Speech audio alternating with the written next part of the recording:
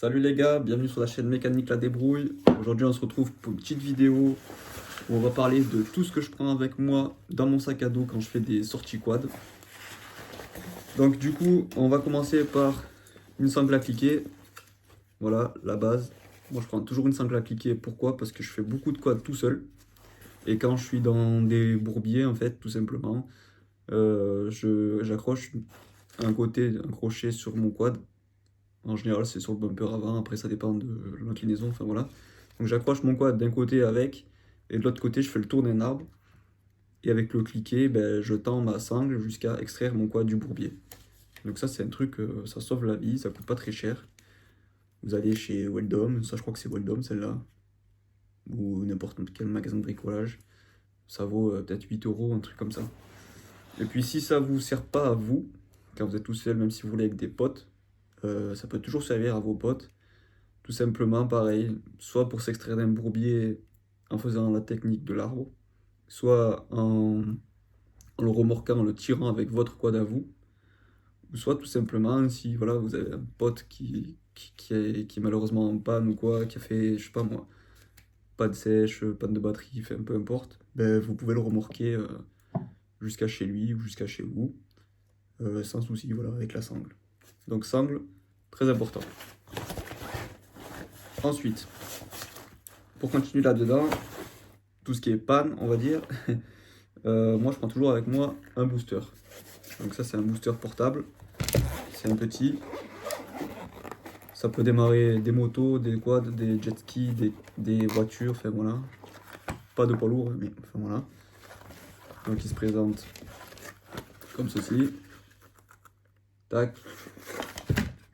Donc ça c'est un petit booster que j'ai acheté un peu moins de 40 euros chez Lidl, 39 euros et quelques. Franchement il fait bien le taf. Ça sert à rien d'avoir un gros booster à 200, 300 balles et tout, franchement. Pour ce qu'on en fait, pour une sortie quad, ça sert à rien du tout. Lui, il fait carrément le taf. Et voilà, encore une fois, il est pas cher. Donc ça, très important. Moi, je le prends, pourquoi? Parce que je suis déjà tombé en panne de batterie. Avec une batterie qui était naze quand j'ai acheté le quad.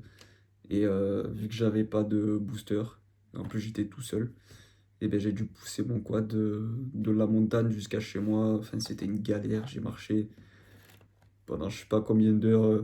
Enfin, c'était voilà. Le quad en plus c'est lourd, ça fait facile 200 kg à vide. Donc voilà, donc petit booster de batterie, 40 euros, au moins on n'est pas en galère. Pour continuer dans cette lancée, avec tout ce qui est outillage, on a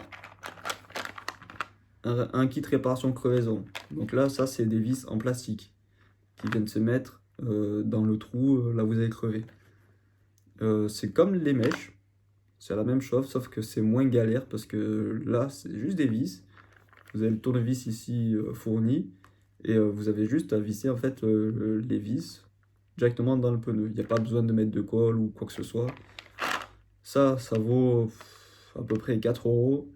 Vous pouvez acheter ça sur les sites comme Amazon ou alors dans des magasins de pièces auto détachées.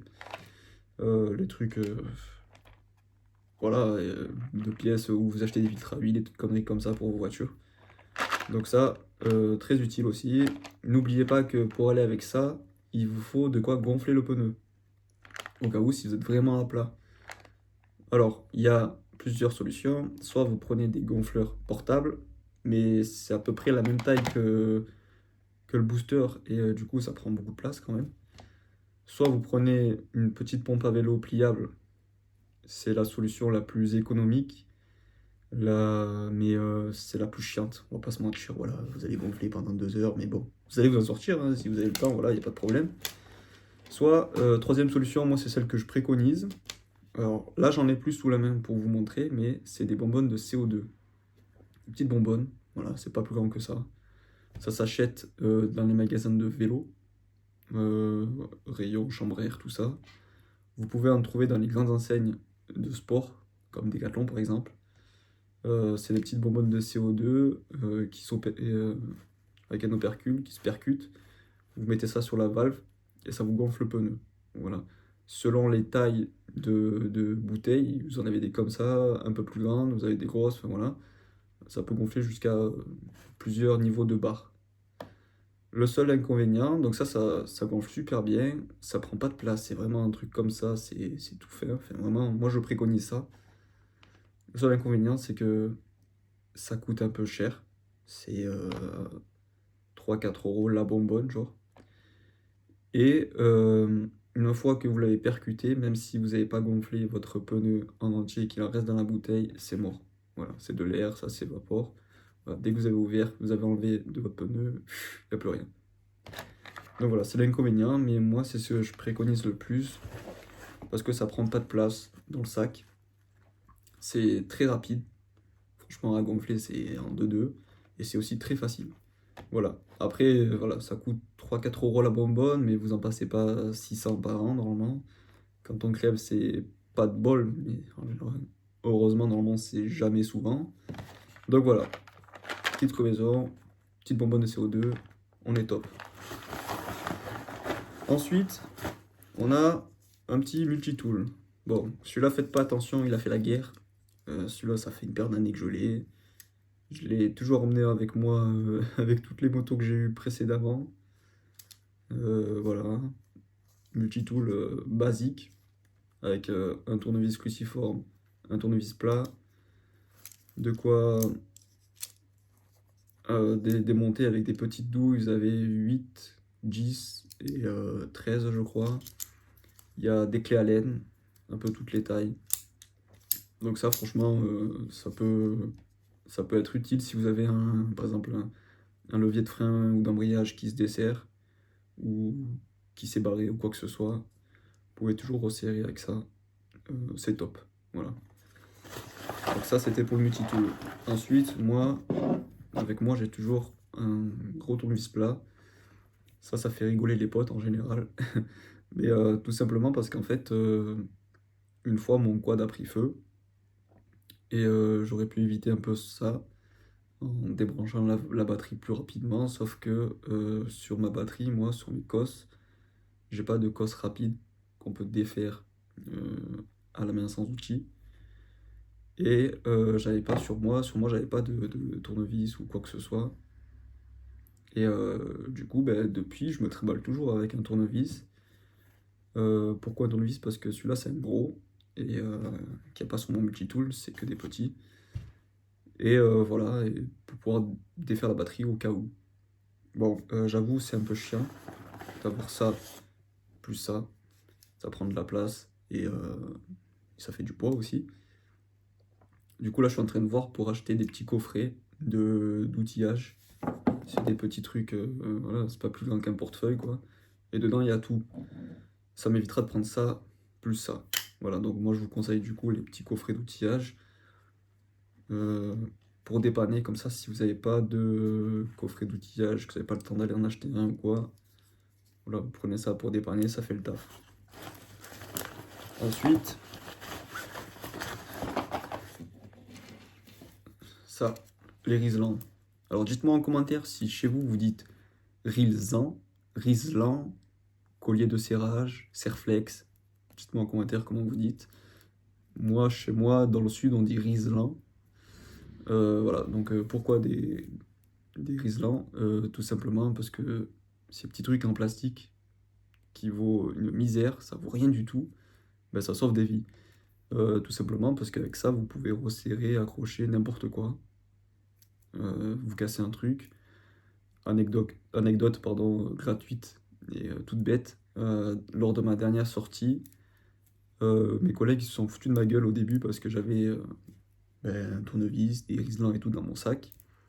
Et on a un pote à nous qui s'est cassé la gueule, qui a rien eu, heureusement, mais qui a pété son levier d'embrayage. Et du coup, il s'est retrouvé coincé. Et en fait, avec deux Riesland, on a pu lui remettre son levier fonctionnel, lui raccrocher et tout. Il a pu faire la balade de 2 heures avec nous sans problème. Donc comme quoi, ça sert. Et puis voilà, s'il passe par là, il se reconnaîtra en tout cas. Mais voilà, Riesland, très important, c'est top. Ça sert de ouf.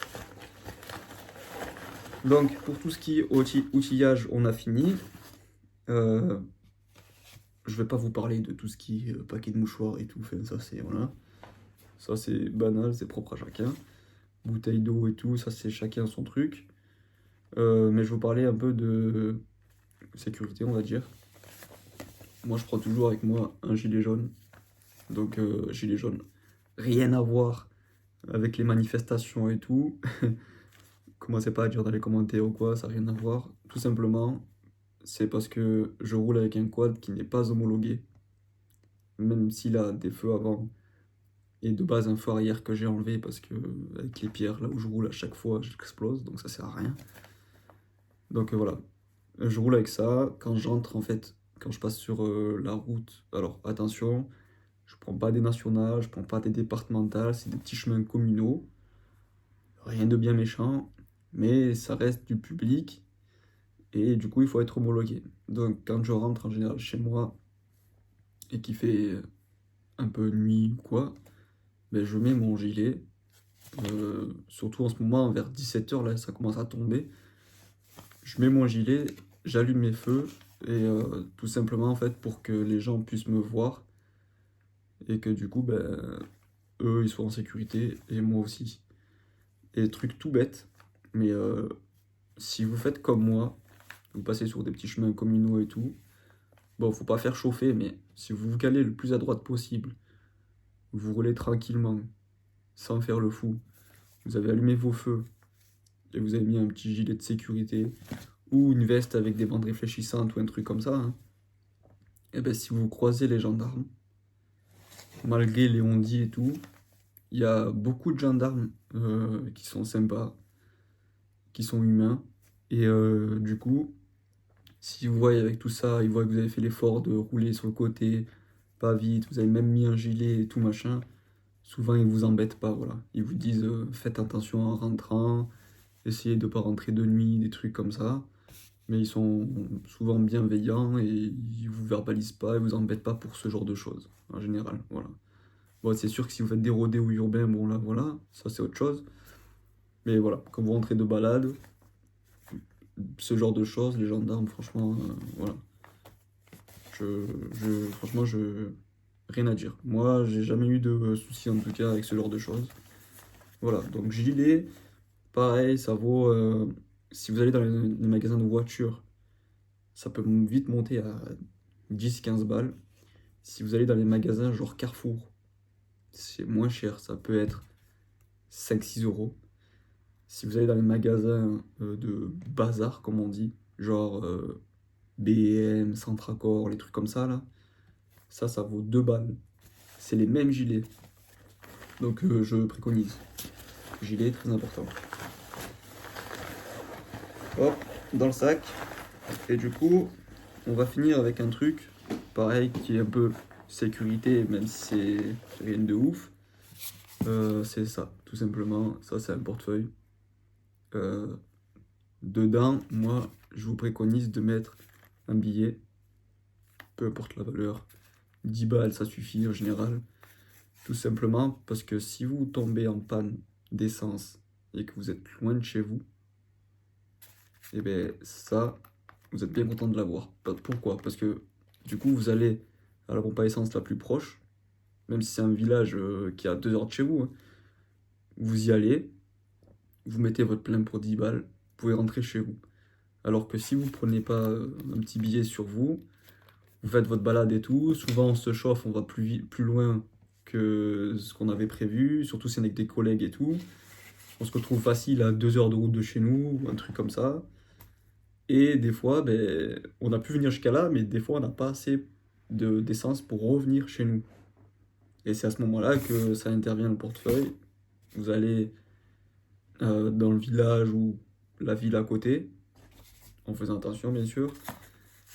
Et vous pouvez mettre votre essence, votre pleine pour pouvoir rentrer chez vous. Donc ça c'est tout con, mais voilà, très important, ça m'a déjà servi quand j'avais mon CRF à l'époque. Et depuis, voilà. Euh, Pourquoi je préconise qu'un billet? Prenez que un billet, genre 10 balles ou un truc comme ça. Ne prenez pas votre portefeuille personnel que vous avez tous les jours. Tout simplement parce que dans votre portefeuille personnel, vous avez tous vos papiers d'identité, carte de crédit, carte vitale, tout ça. Et ben ça, on peut le perdre malheureusement. On part vite avec son sac, on s'est arrêté faire une pause, on a bu un coup, on ferme son sac, on l'a pas bien fermé. Lui, il n'était pas bien rangé, hop, il glisse. On le perd dans la montagne, on ne sait pas où. Vaut mieux perdre un portefeuille avec juste 10 euros dedans, et vide, que son portefeuille perso. Voilà. Donc voilà pourquoi juste un portefeuille avec un petit billet, ça suffit. Voilà. Bien entendu, après, vous pouvez mettre dans votre sac à dos bouteille d'eau, mouchoir, enfin voilà, tout ce que vous voulez, téléphone, voilà. Mais voilà, moi c'est tout ce que j'emporte dans mon sac, en tout cas. Si vous, dans votre sac à dos ou sur votre quad même, parce que j'ai vu qu'il y en a qui mettent des treuils, il y en a qui mettent les sangles sur leur quad, moi ça m'arrive des fois, je vais pas mentir. Là c'est que celle-là elle est toute neuve, je viens de l'acheter, parce que l'autre elle était dans un état, enfin voilà, bref. Donc je l'ai mis dans le sac à dos, mais elle finira sur le quad un jour ou l'autre, c'est sûr. Voilà, donc si vous avez d'autres choses que vous mettez dans votre sac à dos, d'autres techniques, ou sur votre code ou quoi que ce soit, d'autres astuces, je vous laisse les mettre en commentaire. Moi je regarderai, je réponds de façon toujours aux commentaires, je regarderai et ça, surtout ça peut aider beaucoup de personnes qui regardent les vidéos et qui n'auraient pas pensé forcément à mettre ce genre de choses dans leur sac. Voilà. Sur ce, je vous souhaite à tous une agréable journée. Portez-vous bien et je vous dis à bientôt pour d'autres vidéos.